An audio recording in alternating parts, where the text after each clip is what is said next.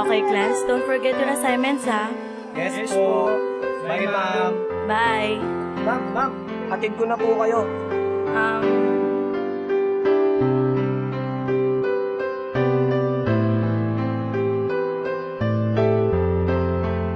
Silangan Sprite Production.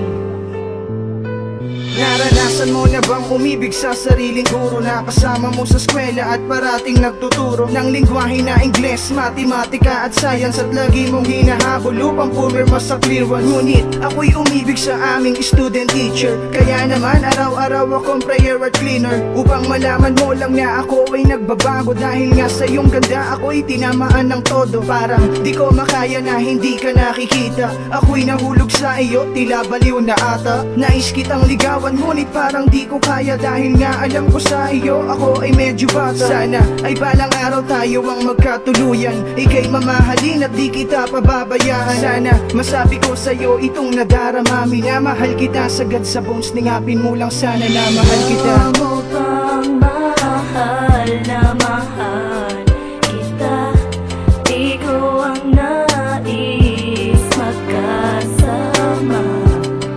Itong pag-ibig ko na para lamang sa'yo, sana ay tanggapin mo. Ilang linggo pa ang lumipas, tayo ay naging mag-close. Ako'y nasadik, ako'y na-addict na para bang na-overdose. Kakasili ko sa iyong mukhang gamot sa kalungkutan. Kapag ako ay nagtapat, meron bang kasagutan? Nalalabas sa labi mo't ako'y pagbibigyan ng aking pakaya'y malinis, mandiligaw lang naman. Sa pagsapit ng resist, ika'y aking pinuntahan sa inyong faculty. Pagsilip ko, ika'y wala naman. Ibibigay ko pa naman itong kwintas na may pangalan na galing pa sa baong ko't aking pinag-ipunan. Mag-uuwian na, bakit tila wala ka pa? Kaya agad kitang tinext, ang sabi ko, kamusta ka? Sagot mo, okay lang ako, kaya wag kang mag-alala. Ingat ka sa iyong pag-uwi at matulog ka ng maaga. Lungkot ko'y nawala, bagos ako pa'y sumaya dahil yan sa iyong mensahe kahit di kita nakita. Alam mo pang mahal na mahal